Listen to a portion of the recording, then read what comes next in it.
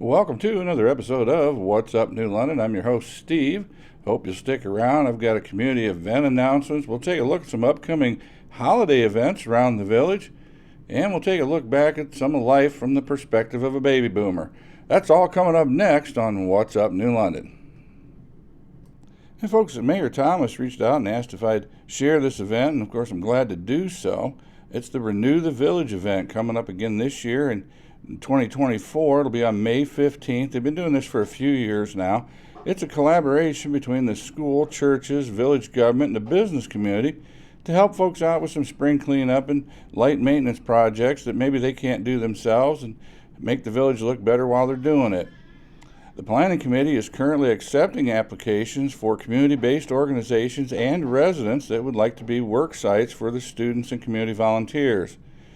Applications are due back to either the New London Village office or the New London Schools Board of Education office by 2 p.m. on Friday, December 8th.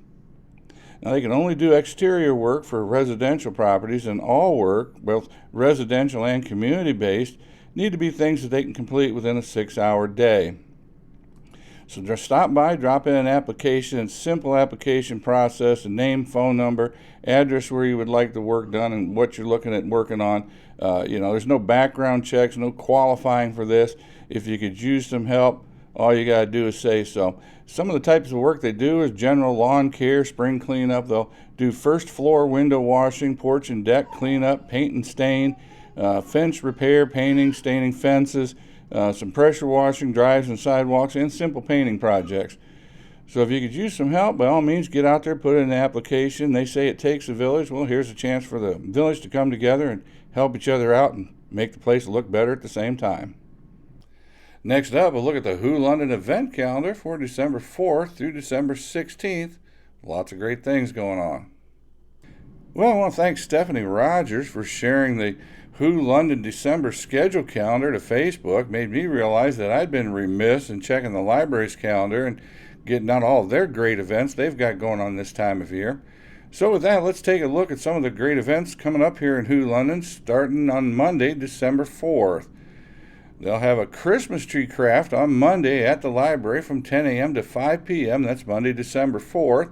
On Tuesday, the 5th, the Teen Club will meet from 3:30 to 5 p.m. And they'll have a snow globe craft at 6 p.m. in the library. That sounds like a great time. Wednesday, the 6th, will be cookie decorating from 10 a.m. till 2:30 p.m. at the library, and the chapter book story time from 3:30 to 4:30 p.m. Thursday will be movie night and story time at 5 p.m. at the library, and their take-home movie kit nights are back on Friday, so get your movie kit on Friday, December 8th. And then, of course, December 9th, that's Saturday's the big Hometowns Holidays events. Sunday, December 10th, will be Breakfast with Santa at the Heilman Building from 8 a.m. to 11 a.m. The chapter book story time again on Wednesday the 13th from 3:30 to 4:30 p.m. And on Thursday the 14th, they'll have an adult craft at 6 p.m. at the library. Here's another special event coming up on December 16th, that's Saturday. They'll have hot chocolate with Cindy Lou Who and a craft by Circle P Creations. That'll be from 10 a.m. to 2 p.m. That'll be at Your Daily Grind right on Main Street. Sign up for library programs on the library's website or by giving the library a call. For more information and to register for the Cindy Lou Who event, visit Your Daily Grind Facebook page. All other events do not require sign-ups. Lots of great things going on, more coming up later in the month. I'll be back with those as we move through the month, but get out there and enjoy all these Who London activities. Now, if you're looking for something to do on Sunday, Oberlin's going to have their first annual Christmas craft show this Sunday, December 3rd. That'll be from 11 a.m. to 4 p.m. That'll be at the New Russia Township Lodge out on Butternut Ridge Road. They're going to have over 70 vendors there and food trucks. Again, that'll be this Sunday from 11 a.m. to 4 p.m. at the New Russia Township Lodge on Butternut Ridge Road. Note there will be a $1 admission at the door. Next up, a little nostalgia for the baby boomers. For this boomer segment, we'll take a look back at some of the iconic baby boomer toys. It's hard, I'm sure, for today's kids to appreciate the excitement and fun that was to be had with these relatively simple toys, back in a time before Pixar, CGI, and tablets. First up, a toy that, although quite simple, could be made to do amazing things in skillful, talented hands, the yo-yo.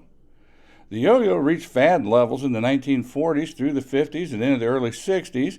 By then, almost every kid in America was walking the dog with a yo-yo. The next one was just a few years before my time, but without a doubt, this character will come up with any reference to the baby boomer generation. Featured on one of the very first children's TV shows, Howdy Doody is definitely an icon. Howdy Doody was an American children's television program with circus and western frontier themes, broadcast on the NBC television network in the United States from 1947 until 1960. It was a pioneer in children's programming and set the pattern for many similar shows. It pioneered color production in 1956, and RCA used the show to promote color television sets in the late 1950s. The show's popularity led to a wide variety of Howdy Doody themed toys. For this next one, common lore has it that the creators got the idea when they witnessed Australian children playing with bamboo hoops. When they returned to the U.S., they created a new plastic version which was popularized by the Wham-O Toy Company in 1958. The earliest known advertisement for the Hula Hoop by Wham-O was seen in 1958 for the Broadway chain of department stores in Los Angeles, for sale for $1.98, equivalent to more than $20 today. With giveaways, national marketing, and retailing, a fad began in July 1958, and 25 million plastic hoops were sold in less than 4 months. Sales reached more than 100 million units in 2 years. The hula hoop's popularity waned, but they're still used today for some exercise routines.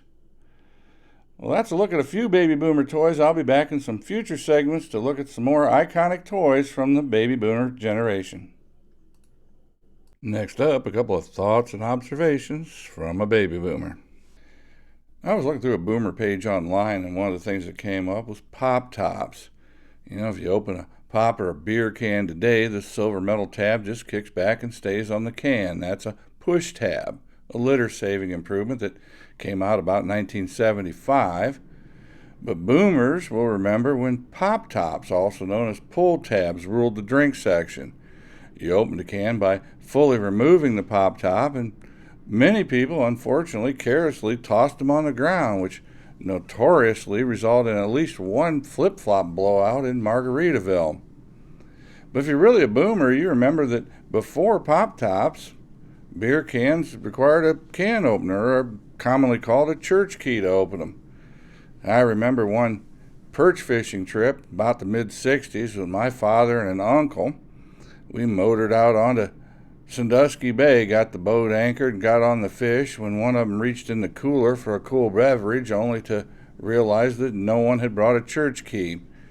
After some consternation and the utterances of some words that I'm sure my young ears probably shouldn't have heard, they were able to adapt and overcome. I don't recall if it was a pocket knife or a screwdriver that saved the day, but they were able to quench their thirst. Well, here's a thought. As us boomers get older, we find ourselves getting less and less sleep and having trouble sometimes staying asleep at night. And we blame it on nature and age, but hey, you know what? Maybe it's not all our fault.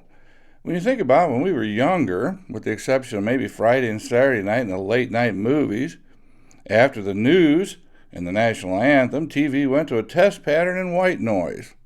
Well, if you fell asleep watching TV and you woke up a couple hours later to a test pattern in white noise, you turned the TV off and went back to sleep. Now, if you fall asleep watching TV and you wake up at 2 o'clock in the morning, you've got Ron Popeil on there selling Pocket Fisherman, Vegematics, and Ginsu knives, the latest and greatest sticky tape that's guaranteed to fix your leaking basement and patch your roof in a hurricane, and garage storage solutions that absolutely are guaranteed to have your garage looking so nice that even Donna Reed would be proud of it. Next thing you know, it's 4 o'clock in the morning and you're still trying to decide whether to just buy one set of those Ginsu knives or go ahead and spring for the second set at half price. Yeah, I think maybe if they brought back the test pattern in white noise, we'd get a little more sleep. Well, that's it for this episode. Hope you enjoyed it. Till next time, stay safe and God bless America.